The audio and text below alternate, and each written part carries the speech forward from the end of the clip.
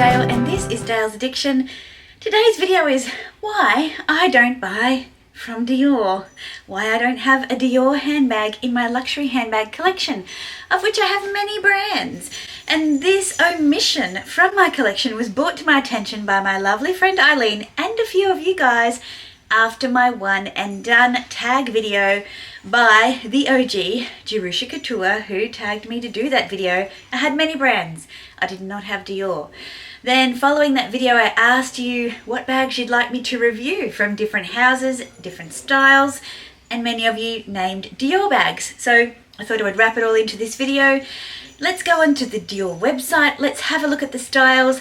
Let me tell you if I've had them, why I don't have them anymore.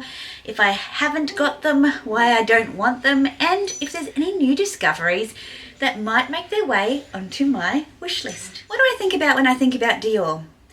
I think about beautiful shop fronts and window displays.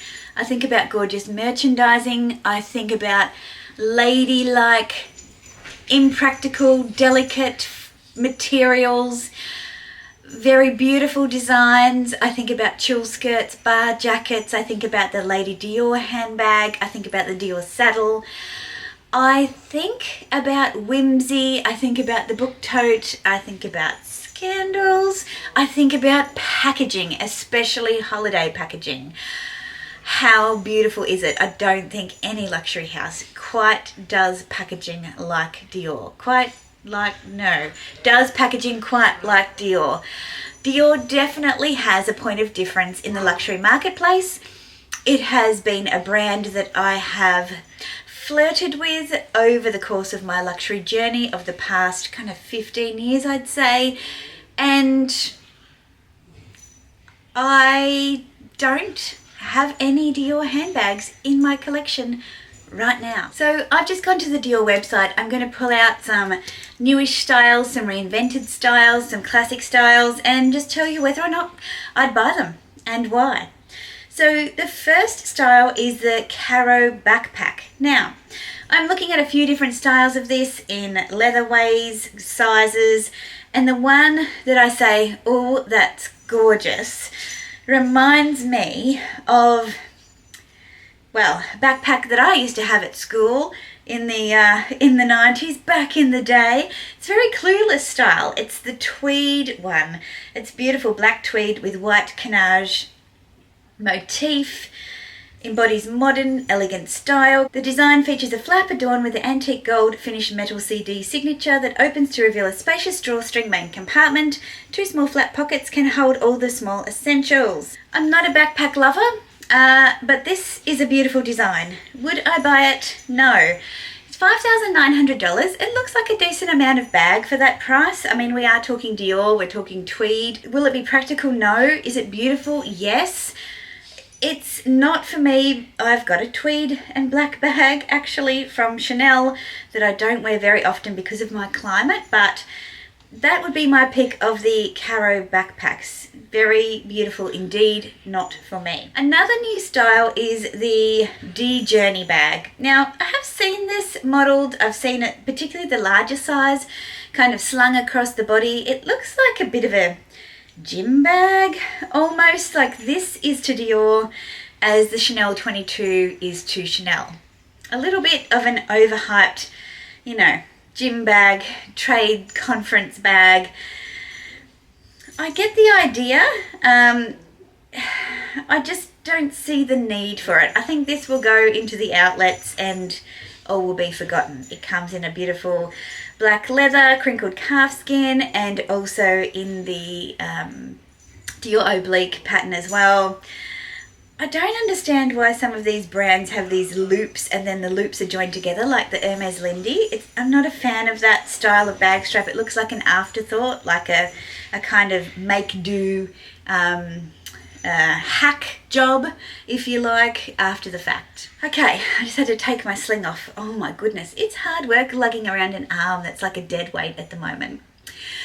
The next bag that comes up is the small Lady Dior, My Lady Dior ABC. This is the size that you can customize and personalize, and I had one of these in black lamb with champagne gold hardware. I think I had a B, I had a D for Dior. What else did I have? Maybe just the B and the D and like a star or something like that as the personalisation. When I bought that bag, it was $5,000.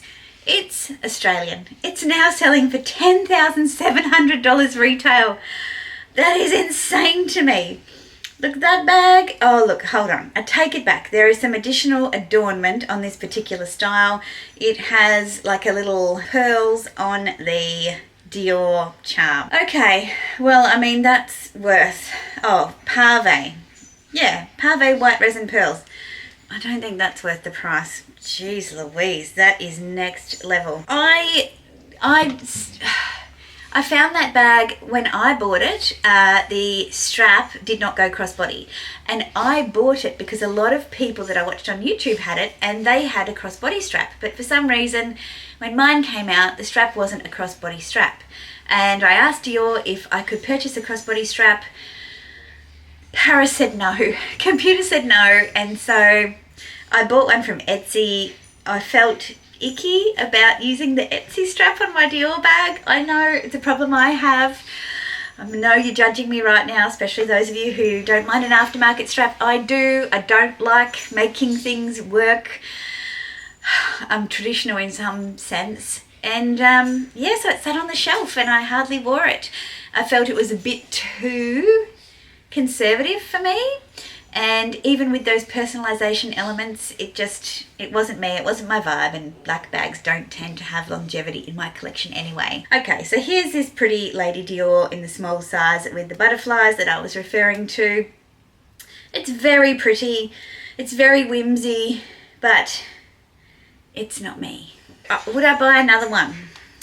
Look, there was a beautiful one in Paris when I was there in December, which had this gorgeous embroidery detail. It was stunning, and there was another print, like the astrology print or something, that was beautiful as well. I was tempted, but the shape of that bag is just not one that really works for me, and that's a small size. The minis are gorgeous, but again, the shape is very conservative, and then you go with the mediums or large and it's a no again. So I feel like my days with the My Lady Dior are over. I also had the Wicker My Lady Dior in the medium size. I loved that bag until I didn't. And I ended up buying a Wicker bag from Louis Vuitton, the Capucine BB. Let me show you. Here it is.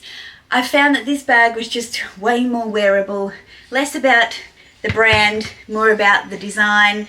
And I actually think the design of this one, particularly around the top and the bottom, and also the flap, is just finished better, in my opinion. So it was easy for me to sell on my Dior Wicker when this one joined my collection. The next is the Toujours.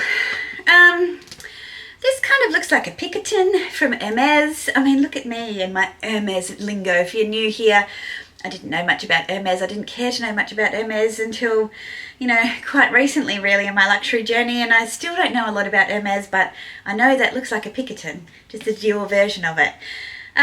This little bucket bag, like it wouldn't warrant a second look from me.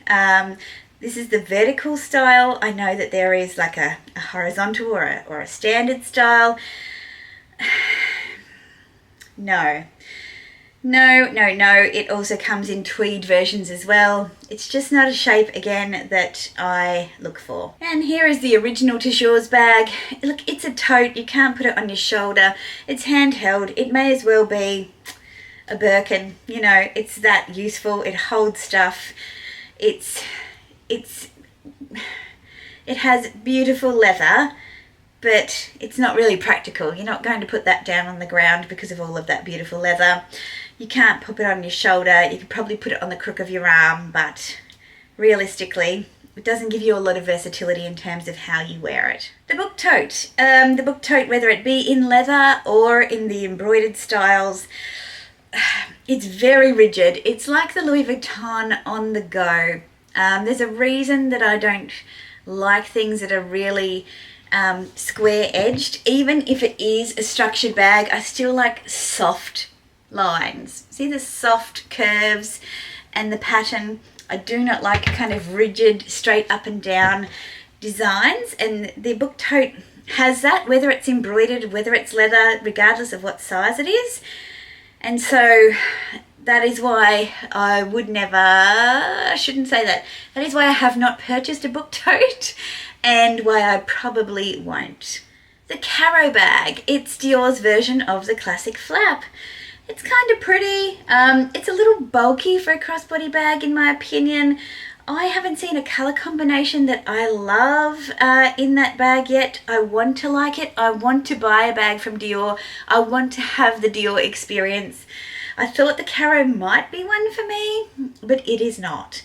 The design of it, yeah, it's great, but I have other bags that do exactly the same thing that speak more to my preferences. Then we have the Dior Groove bag. Is this the version of the Speedy? Look at me.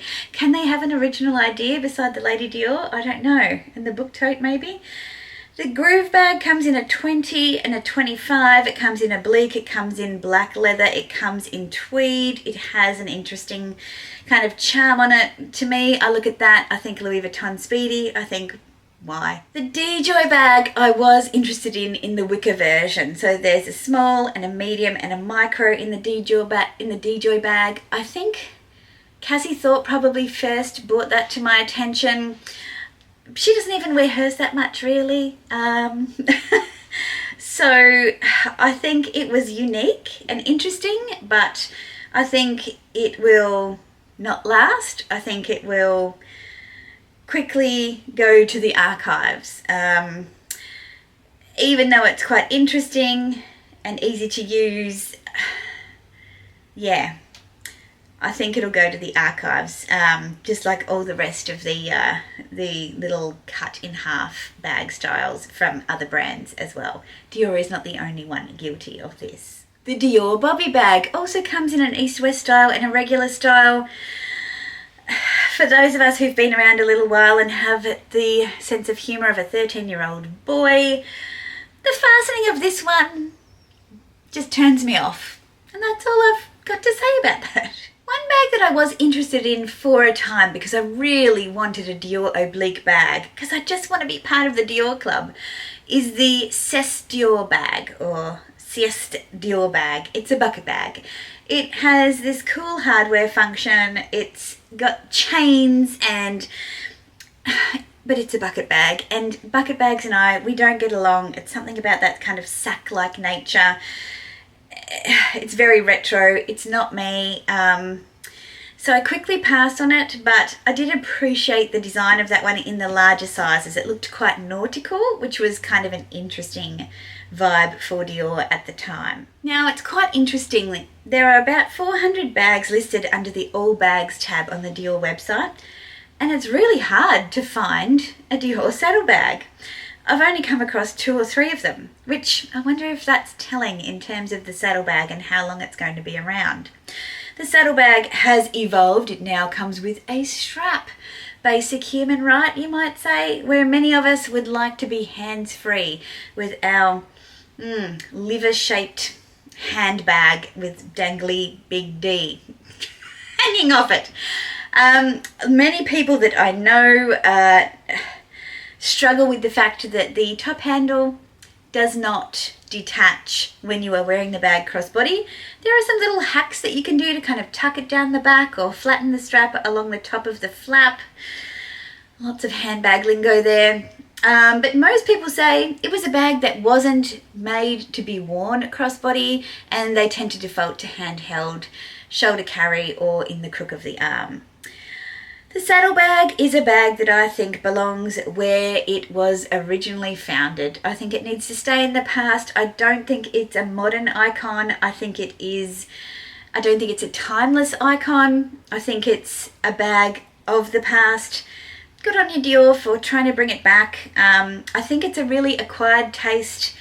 For $6,700 for this Dior oblique denim jacquard version, that's it's a hefty investment for a bag that is going to date. I am not somebody who tends to care about resale value because I buy the bags that I love. And this kind of sums it up for me when it comes to Dior, is that I don't love any of the bags. When I was in Paris on Avenue Montaigne, if I was going to buy a bag, it would have been there. So many beautiful options. All of the art Lady Dior's were there. They were stunning, but like 18,000 euro for a bag is a lot of money, and it's art, and so trying to wear that bag in any practical sense would have you pretty anxious most of the time, trying not to ruin it. I think Dior have got a little bit of an identity crisis with Kim Jones leaving and changing of the guard, I guess, across the board at Dior. It's going to be very interesting to see what the next iteration of Dior looks like, whether or not they can clarify their identity, whether or not the innovation in bags and styles does take it to the next level instead of looking like reinventions of bags from other houses. Look, I know every designer and every brand is inspired by somebody else, and there are rarely original ideas left. And when there is an original idea, we bag it, like the Chanel 25 bag and all the other bags I roasted recently in that video. If you haven't seen it, go check it out. What are your views on Dior? Do you like Dior? Do you not like Dior? If you do, what are your favorite pieces? If you don't, why not?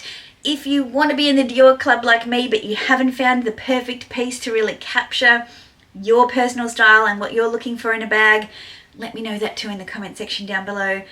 Thanks for joining me for this video. We've got a tropical cyclone bearing down on us at the moment, so wish me luck. I'll see you on the flip side.